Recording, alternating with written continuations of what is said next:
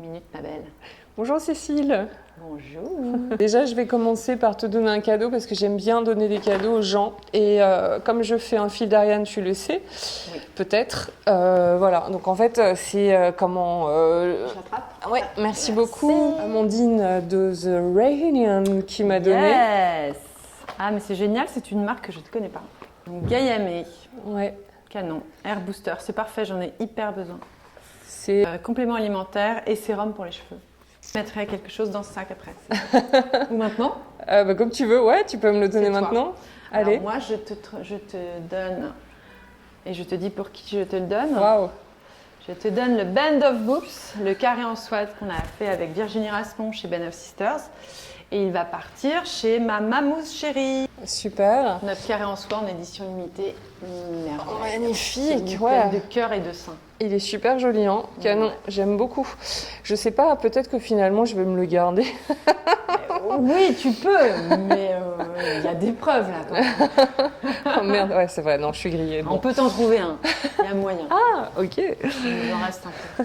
C'est une édition très limitée. Bon, raconte-moi un petit peu cette édition très limitée et puis ce que tu fais en fait. Alors là, du coup, moi j'ai fondé Ben of Sisters, qui est un réseau féminin. On est à peu près, on est entre 250 et 300 femmes entrepreneurs ou indépendantes dans les métiers créatifs, la mode, le design. On a des artistes, on a aussi beaucoup d'avocates maintenant. On a de la food, on a de la communication, enfin c'est très large. En gros, entreprendre et sentir qu'on est créative et surtout sentir qu'on a besoin de s'entourer, de s'entourer. Alors là, nous, on travaille au niveau du féminin et de la sororité. Donc c'est un réseau qui est exclusivement féminin, mais qui est ouvert évidemment à l'autre partie de la société.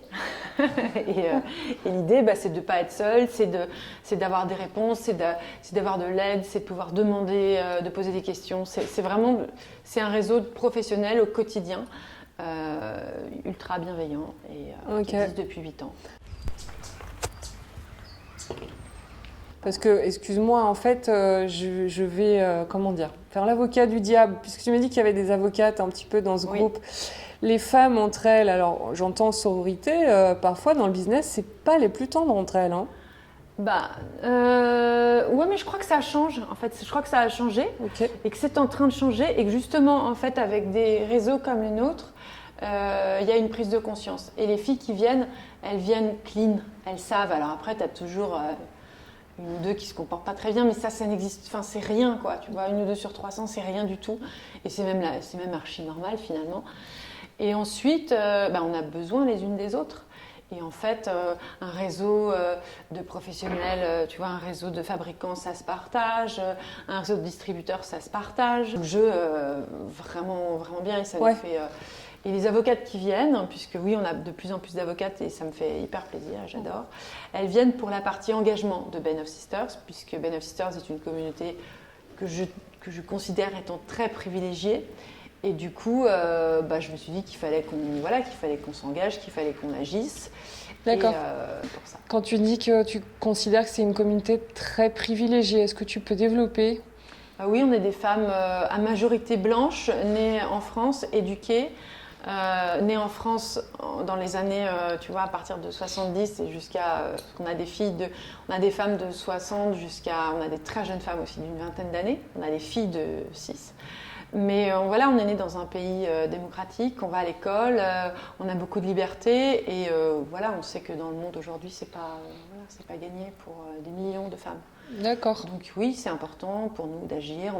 Et quand tu as la liberté d'être entrepreneur, d'avoir ton business, ça veut dire que quand même, tu peux aussi apporter quelque chose aux autres, tu peux tendre la main, quoi. Voilà. Pour moi, c'est une évidence dans la vie depuis toujours et du coup, c'est arrivé aussi chez Ben of Sisters très très rapidement. Moi, je suis directrice artistique. D'accord. J'avais une marque de bijoux. J'ai longtemps travaillé dans la mode et pour les autres. J'ai fait du conseil.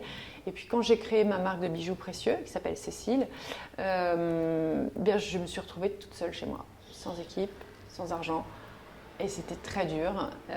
Et là, je me suis dit, il faut que je sois entourée. Donc, j'ai demandé, évidemment, les premiers réflexes, c'est de demander à ses copines, à ses amies, à ses anciennes collègues.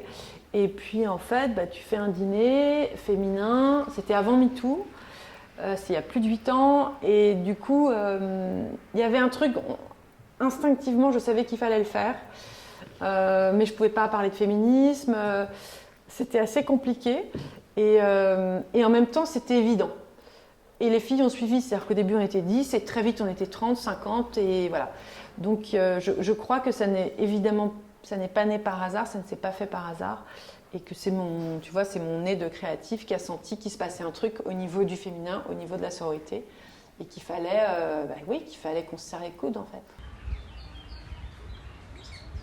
Les avocates, elles viennent pour quoi, concrètement ? Les avocates, elles viennent pour cette partie engagement, pour participer à des actions, pour soutenir nos actions, en fait, qui sont plus...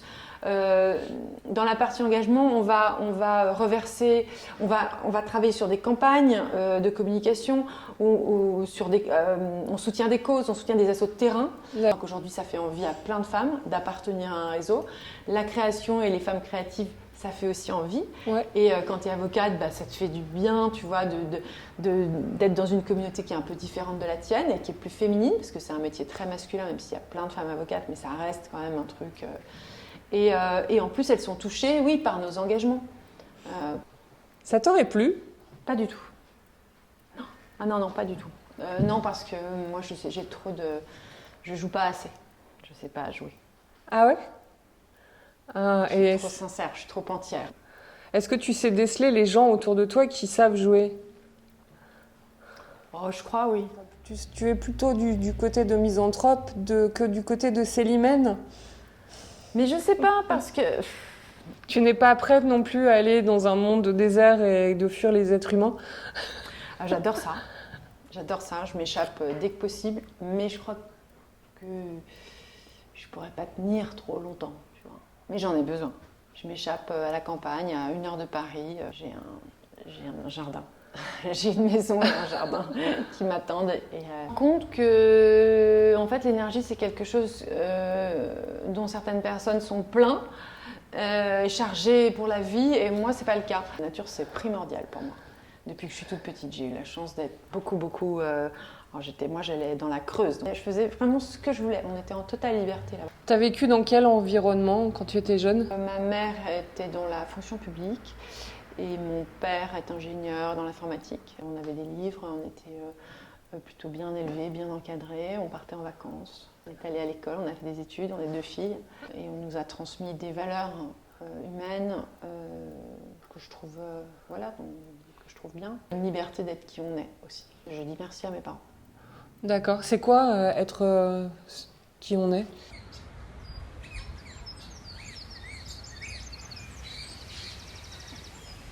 En fait, moi, par exemple, je voulais faire de la mode. C'était une obsession depuis que j'étais minuscule. Et tu vois, c'est pas du tout une famille où on peut être créatif. Il n'y avait pas de créatif, en fait, dans ma famille. Et je leur ai dit, moi, de toute façon, je vais faire de la mode, je vais être styliste, je vais faire une école de mode. Alors, pour mes parents, je pense que c'était terrifiant. D'accord. De voir ça, hein. C'était un petit milieu bourgeois. Tu vois, c'est des gens... ma mère, elle venait de province. Et là, moi, j'étais en train de rêver à Chanel, tu vois, à l'époque, c'était ça. Ouais. Et ça leur a fait très peur parce que c'est pas rassurant. Enfin, à l'époque, pour eux, c'était il y a quand même quelques années, et c'était pas du tout rassurant, mais en fait, je me suis battue, hein, ça s'est pas fait comme ça. Mais en fait, j'ai pu mener les études que je voulais. On m'a pas dit, tu fais d'abord ça, puis ensuite tu verras. Non. On a discuté, on a bataillé et je pense qu'ils ont entendu que c'était très important pour moi et que de toute façon, je n'allais pas lâcher parce qu'on m'avait donné aussi cette force-là, ou que je l'avais en moi, peu importe. Mais en tout cas, j'ai pu faire mes études de mode et travailler très vite dans la mode. À 21 ans, j'ai commencé à travailler parce que c'est des études assez courtes, tu fais 3 ans d'études et hop. Tu sais ce que ça a été le déclic ? Parce que souvent, quand on vient dans des familles qui ne sont pas forcément... Dans ces milieux-là, elle vient d'où en fait la source de l'inspiration ? C'était quoi le déclic en fait ? Moi, j'ai une passion pour le beau. Je cherche tout ce qui est beau, je vois tout ce qui est beau, je me nourris et je vis pour ça. En fait, j'aime ça absolument, complètement. Donc, ça peut être effectivement une forêt, un paysage de campagne, et ça peut être un bijou. J'ai eu une directrice d'école, par exemple, dont je parle souvent, Madame Zamit, que je vénérais absolument parce que c'était la femme la plus élégante du monde. Ah. Elle était tous les jours en Saint-Laurent-Rive-Gauche, dans une école primaire publique des Yvelines. Elle était sur talon aiguille. Je pense que c'était du 8 ou du 10, jamais en dessous. Ouais, du 10. D'accord. Brushing impeccable tous les jours. Tailleur pantalon ou tailleur jupe, Saint-Laurent. Après, je m'en suis rendu compte en grandissant. Et puis une blouse en soie avec des nœuds, des lavalières. Elle était extraordinaire. Et puis surtout, c'était une femme que j'aimais profondément parce qu'elle était très juste, très droite, excellente professeure et qu'elle a pris soin de moi. Voilà. Elle m'a vue et elle m'a vraiment accompagnée. C'est quelqu'un qui a été très important, qui a beaucoup compté. Et elle avait toujours du vernis. Enfin, c'était une espèce d'hyper-féminité qui me fascinait. Je suis à des kilomètres de ça, hein. Je ne suis pas du tout comme ça, mais j'aimais. Puis elle sentait fort, elle avait un parfum incroyablement puissant. Tu vois, ces femmes, je crois qu'ils n'existent plus d'ailleurs. C'est femmes des années 80, quoi. Voilà, donc cette femme-là me... C'est Audrey Hepburn un peu, enfin c'est pas la même, mais dans le côté hyper grande sophistiqué. Sophistication, hein, et très travaillée. Hyper féminine, mais hyper sophistiquée, toujours très maquillée. Ouais. Pareil, voilà, je suis très loin de ça, et en même temps, il y avait quelque chose... Elle avait une grande tendresse, beaucoup d'autorité, mais une grande tendresse. Enfin, c'était... Je crois que quand c'était vraiment une femme puissante qui m'a énormément touchée, inspirée. Et en plus, vraiment, qui a été extrêmement généreuse avec moi. Dans quel sens elle a été généreuse avec toi ? En gros, elle m'a fait comprendre que j'avais de la valeur, et elle me l'a dit, et elle me l'a même écrit. Elle m'a dit, je sais que tu iras loin. Elle m'a transmis, et j'étais toute petite. On parle d'école primaire, hein, comme quoi les gens, vraiment, ils sont très importants. Parfois, c'est des personnes qui sont décisives. Regarde une photo de classe, en gros, elle m'a dit, mais toi, tu vas faire des grandes choses. Les gens comme ça, en fait, ils posent leur regard sur toi et tu sais, ils t'ont vu et ils savent. Avant même que toi, tu imagines quoi que ce soit. Enfin, et à la fois, moi j'imaginais grand, beau. Voilà. Il y avait un effet. Elle t'a reconnue ? Ouais, je pense qu'elle m'a reconnue. Ouais. Elle s'appelait comment ? Madame Zanit. C'est intéressant, les personnes qui peuvent être des déclencheurs. Ce qui est drôle, c'est que j'en parle souvent parce que c'est une figure féminine très singulière, très rare en fait. C'est quand même ce genre de femme, dans son sillage, il y avait son parfum. Enfin, elle était très impressionnante, elle était très autoritaire, en même temps très intelligente. Enfin, il y avait un truc qui, moi, me fascinait évidemment. Ce genre de modèle de femme que je n'avais pas dans ma famille, tu vois. Et sans forcément m'identifier absolument à elle, c'était quand même un chemin à suivre, voilà. Et surtout quelqu'un qui a été, encore une fois, très bienveillant avec moi. Et le chemin de la créativité, il s'est fait comment ? Quand tu fais des arts appliqués, comme la mode, puisque moi j'ai fait de la mode, le dessin c'est un moyen, tu vois, c'est pas... Donc en fait, moi je suis plutôt une créative très cérébrale, donc ça se passe là. Okay. Je suis en train de processer tout le temps. Et aujourd'hui encore, hein, parce que Ben of Sisters c'est quand même un sujet... et un projet assez créatif. Tu peux nous raconter Band of Sisters ? Réseau de femmes entrepreneurs dans le métier créatif, c'est une association, c'est aussi une marque. On fait nos propres produits en série limitée. Quelque part, t'es un peu une directrice d'école de Band of Sisters. Mais j'adore parce que je suis présidente. Bah oui. Comme c'est une association, je suis fondatrice et présidente. Alors ça me fait rire parce que les filles, elles se moquent un peu de moi en m'appelant Madame la Présidente de temps en temps. Oui, un peu. En fait, oui, je crois que... Oui, je suis un peu un leader naturel qui s'est longtemps caché. Et puis, en fait, j'adore ça. J'adore être à la tête de ces femmes géniales, les emmener, savoir qu'elles sont là, projeter des choses, faire des choses ensemble. Je trouve que c'est assez formidable, en fait, d'initier des actions et elles suivent. Elles sont formidables, elles sont toujours très enthousiastes, en fait. Dès que je fais des propositions, les filles, elles disent « Ok, on y va, je suis là ». Voilà, donc c'est... Et comment ça se passe ? Il y a des petites actions, parfois il y a des petits groupes de groupés, avec des thèmes, je sais pas en fait, concrètement, comment vous vous réunissez ? Alors, on se réunit 2 fois par mois minimum. Ah oui. En fait, entre 2 à 3 fois par mois. Ouais, il y a un rythme en fait assez régulier, c'est important. Bah ouais. C'est important. Chaque mois, en fait, on a 2 à 3 propositions. On a une soirée avec une thématique et des invités. Que j'anime en général. Et donc c'est souvent sur nos grands sujets qui sont le féminin, l'entrepreneuriat, l'argent, les violences, etc. Voilà, nos sujets à nous, chez Band of Sisters. Et puis, on a un rendez-vous très informel qui s'appelle l'apéro boss, qui a lieu aussi une fois par mois, où chaque fille peut venir. Je ne suis pas forcément là, en général je suis là, mais je ne suis pas forcément présente. Et là, il n'y a pas de thématique, c'est très libre. On se rencontre, on discute, voilà. C'est un super moment. C'est toujours au même endroit, au Pont Traversé, dans le 7e. Faire partie d'eux, ça veut dire être engagé, active et engagée. C'est le pop-up Band of Sisters. Pendant une semaine, on a une vingtaine de marques Band of Sisters qui sont réunies dans un multimarque Band of Sisters. Une de nos dernières actions aussi, qui est en ligne sur Instagram et qui est une grosse campagne nationale lancée par Caroline Darian. En fait, on a activé très simple. Enfin, Caroline Darian m'a demandé de participer à cette campagne. Donc là, Qui est Caroline Darian ? Caroline Darian est une victime et indirecte et directe de violences très graves. La soumission chimique, en fait, c'est-à-dire qu'en gros, on soumet quelqu'un chimiquement avec des médicaments. En général, c'est chez toi, dans ton environnement, ou bien... on t'endort on t'endort, voilà. On te fait bouffer des somnifères sans que tu t'en rendes compte. Et après, on te soumet sexuellement. En fait, en gros, on te viole, quoi. Mais t'en as conscience ? Non. La plupart du temps, les victimes ne s'en rendent pas. D'où l'importance de cette campagne, parce qu'en fait, quand c'est fait de manière systématique et répétée, les gens, en fait, ils ont des trous de mémoire, ils ont des trous, ils savent plus ce qu'ils ont fait, ils sont tout le temps fatigués, il y a des pertes de poids, des amaigrissements, il y a des malaises. Parfois, ça dure des années, c'est très grave. C'est pas, parfois, c'est une seule fois, mais bon, tu te réveilles, tu sais pas pourquoi tu te réveilles là. Qu'est-ce qui s'est passé ? Mais en fait, c'est ça. Et ce que veut Caroline, c'est vraiment expliquer que ça existe et expliquer ce que c'est, et pour que les femmes victimes de ça puissent faire le lien. Avec les hommes aussi. Voilà. On s'associe évidemment à cette cause et à Caroline. Oui, c'est parce qu'on connaît la drogue du violeur. Ça fait longtemps qu'on en a entendu parler de ça, la drogue du violeur. Mais là, c'est encore différent. Ça, c'est encore autre chose. C'est dans la sphère privée et encore professionnelle. Pire, et il s'agit de médicaments. Donc, professionnel. Professionnel, ouais. Qu'est-ce que tu fais ? Ça veut dire sur ton lieu de travail, ça veut dire après une réunion. Ça dure combien de temps ? Ça dépend. Non, mais l'effet de la ça dépend de la dose de somnifères que tu vas ingérer. Ça dépend. Ah, mais oui. Non, oh là là là là, les psychopathes. Ouais. Il y a l'histoire d'un producteur qui a abusé de dizaines et dizaines de jeunes femmes.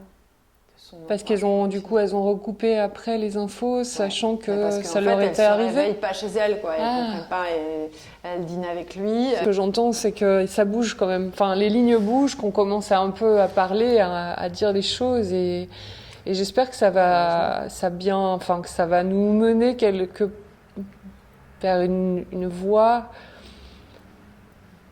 Cette image. Je pose avec une dizaine de sisters et c'est une très belle photo. Je trouve j'aime bien. Beaucoup de force et beaucoup de... Voilà. Et là, on est dans la sororité, on est dans l'engagement soror et puissant. Il n'y a pas que Band of Sisters qui a participé, il y a des actrices aussi. Plein de célébrités. J'ai vu ça.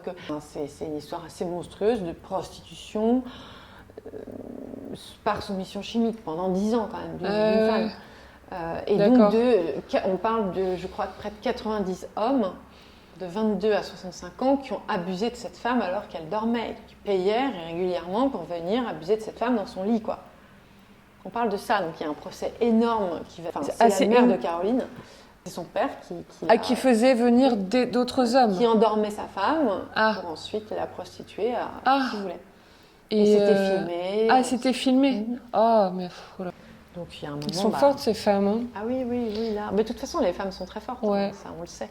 C'est-à-dire que ça peut aller très loin dans la puissance, quoi, dans l'énergie. Là, c'est ce qui se passe. C'est une très belle campagne. Et je pense que c'est que le début. Il y a eu déjà beaucoup de presse, il y a une prise de conscience et il y a une adhésion en fait, à ce combat c'est parti avec des sisters ou avec des marques partenaires. On reverse une partie des bénéfices à certaines causes, à certaines associations, à certains moments aussi, pas tout le temps, mais pour Octobre Rose par exemple, le produit qu'on édite, 100% des bénéfices vont à Gustave Roussy contre le cancer du sein. D'accord. On a soutenu la Maison des femmes aussi de Saint-Denis, le docteur Rada Hatem et son équipe. On est un peu moins de 300 femmes aujourd'hui. De s'entraider, de travailler ensemble, en tout cas de se filer des coups de main, d'élargir le réseau dans quelque chose de très bienveillant, vertueux. Je crois que c'est très naturel en fait pour les femmes. Je crois juste que c'est quelque chose qu'on nous a enlevé et qu'on nous a un peu monté les unes contre les autres, qu'on nous a isolées les unes des autres et qu'on nous a un peu monté les unes contre les autres, mais que ça c'est un vrai piège, c'est un des pièges tendus par les hommes et le patriarcat, et qu'on est tombé dedans en se disant, on nous a fait croire que les femmes étaient nos pires ennemis. Aujourd'hui, ça n'a plus raison d'être ça. Ça a été le cas quand, en fait, tu ne pouvais pas avoir de métier, qu'en gros, tu étais juste bonne à marier. Les autres, même ses propres sœurs, étaient ses ennemis. Mais aujourd'hui, c'est plus le cas. Toujours réfléchir à qui a intérêt à ce que les femmes soient les pires ennemis. C'est pas nous. C'est surtout pas nous. Nous, on a intérêt à être dans la sororité, on a intérêt à se soutenir, on a intérêt à être là les unes pour les autres. Et t'as rien à perdre. D'être bienveillante dans ma vie, que ce soit avec des hommes c'est beaucoup plus facile, ou avec des femmes. Oui. Mais parce que c'est ma nature et que j'ai été élevée comme ça. Voilà. Après, je regarde ce qui se passe autour de moi et je parle de mon vécu aussi. Voilà, il y a des choses qui sont pas très nettes. Voilà. Ce que tu dis est très intéressant. Et sur ce piège-là, qui est-ce qui aurait intérêt, etc. Oui. Mais ça existe quand même. Après, peut-être que c'est juste des exceptions, j'espère. Ça existe, mais ça peut être déconstruit de manière très simple, en fait. D'avoir cette discussion avec des filles qui sont un peu sur la défensive ou même agressives avec les autres femmes. En fait, si tu déconstruis, si tu discutes avec elles et si tu leur expliques, diviser pour mieux régner, ça date pas d'hier, quoi. Donc, faut être consciente aussi de tout ça. Moi, ce que je vois et ce que j'expérimente au quotidien chez Band of Sisters, c'est que j'avais mes amis, j'ai toujours mes amis, mais maintenant j'ai une bande de sœurs. Alors, on n'est pas forcément amis et c'est pas grave, mais cette bande, elle existe, c'est un réseau. On est là, on est soudés, on n'a pas besoin de tout savoir les unes des autres, c'est pas le sujet. Par contre, je sais qu'on peut compter les unes sur les autres. Et c'est assez simple en fait. Ça fait 8 ans que je le vis. Je n'ai pas peur des autres femmes. Tu es dans la peur, si tu te dis que l'autre elle va te mordre, bah, tu vas te faire mordre. Comment toi tu accueilles, comment toi tu te comportes. Et moi j'ai décidé que tant qu'on ne me mord pas, on craint rien. Je vois que tu as un sac pas loin de toi. Oui, j'ai un petit sac. Et là, c'est le début du printemps. Donc ce que je connais, c'est Dragon. Moi, j'aime beaucoup les paniers. Je change de sac très facilement. Band of Sisters. Et donc, voilà. Canon. J'ai de Band of Sisters, évidemment. Des lunettes, ça c'est très important pour moi. Des lunettes de vue. Un petit étui Marie Martin, ce que j'adore. Mes lunettes de vue, parce que j'en ai un peu besoin. Donc, des lunettes de vue. Ok. Qui sont mais aussi parce qu'elles sont très important. Ah ouais. Comme je suis à vélo. Ah ouais. Non, des Tom Ford. Après, j'ai mon portefeuille. C'est toujours les mêmes, les comme des garçons. Ceux-là, je les adore. Ils sont très pratiques. Dedans, j'ai des photos de ma famille. Les enfants aujourd'hui ont 14 et 18 ans. Les yeux fragiles, de quoi nettoyer ses yeux toujours. Oui. Une bonne brosse. Une petite bonne brosse de sac que je trouve trop mignonne. J'ai plein de sacs. En gros, pour la journée en général, j'ai un grand sac dans lequel je fourre ma pochette. Petit sac de mini-sac que je vais utiliser pour des petits moments, des petites courses. J'ai tout dans ma pochette et ma pochette change de sac. Et je change souvent de pochette aussi. Donc des post-it, très important. Ouais. J'écris des choses qu'il ne faut pas que j'oublie. On a un très joli rouge à lèvres d'Absolution. Christophe Danchot. Petite poudre Ilia que je traîne avec moi aussi. Un petit, là il est fini, mais c'est encore Ilia, c'est un petit rose. J'ai une peau hyper réactive et je porte que des choses, je dois faire très attention, donc c'est bio. Et Ilia, c'est du maquillage super clean. Ok. Donc grâce à eux, j'ai pu remettre du mascara, j'ai pu me remaquiller et je suis très contente même si je me maquille peu. J'ai du 2 mains aussi. Je me remaquille pas forcément mais par contre j'hydrate ma peau. D'accord. Un beauty, une sister encore. Que j'ai interviewé. Qui est génial. Et qui m'a donné un objet à transmettre à Mélanie Laurent parce qu'en fait elle a été inspirée par le film Demain. Ah bien sûr. J'ai une grande mission, c'est d'aller chercher Mélanie Laurent. Une pâte de fruits. Une pâte de fruits, énergie, sport, force. Mais où toi avec ton alimentation? Alors on en a parlé un peu tout à l'heure. Moi, tu fais très attention. Je fais très, oui non. Enfin, je suis gourmande donc il faut que ce soit bon, il faut que ce soit joli, il faut que j'ai envie et je grignote pas mal. Voilà. Je mange peu en quantité, donc voilà. J'habite au-dessus du marché Poncelet, donc c'est facile. Ça c'est sympa. J'ai des fruits, des légumes. dans une situation de femme Privilégiée. C'est ton mot, alors je ne Oui, savais pas quel mot mais utiliser. Mais tu n'es pas obligé en vrai de faire tout ce que mais tu veux. Pas obligé, Parce que tu moi, pourrais très bien vivre à ta campagne, non? Mais je ne pourrais pas me regarder dans la glace en fait. Moi je ne peux pas vivre comme ça en sachant que les mais ça vient Afghanes, d'ailleurs elles en vont pas à vrai, je l'école. pense. Oui, ça vient, tu sais, tout simplement du fait que je suis une femme. Et que Non, je crois pas. J'ai été. Non, il y a autre chose. Bah, Je pense qu'il y a autre chose. Je pense que ça, ces actions-là, elles viennent d'ailleurs. Mais après c'est moi, mes convictions. comme la plupart des femmes, je peux dire MeToo. Voilà. Donc ça aussi, c'est déjà quelque chose qui fait que tu as envie d'agir parce que tu as été. Tu as fait des mauvaises rencontres, tu es tombé sur des t'as eu il t'est arrivé des choses. D'accord. Moi, je vais très bien, mais bon, je me dis, ça aurait pu très mal tourner. Ok. Et en fait, il ne s'agit pas de moi, il s'agit de toutes les femmes. Ok. Donc, quand tu peux, tu peux avoir une voix et quand tu peux transformer. En fait, moi, je suis responsable de ma vie, de mon chemin, et j'ai pas envie de vivre dans un monde où je ne ferai rien de ça. En fait, oui. Dans des femmes de Saint-Denis. C'est que si tu agis et que tu te rends compte du pouvoir que tu as dès que tu entreprends quelque chose, en fait, c'est sans limite. Certaines personnes transforment la société, sauvent des centaines de vies. Et voilà, donc si moi je peux participer, bien sûr, c'est très important pour moi. Très important pour moi. Oui. Ok.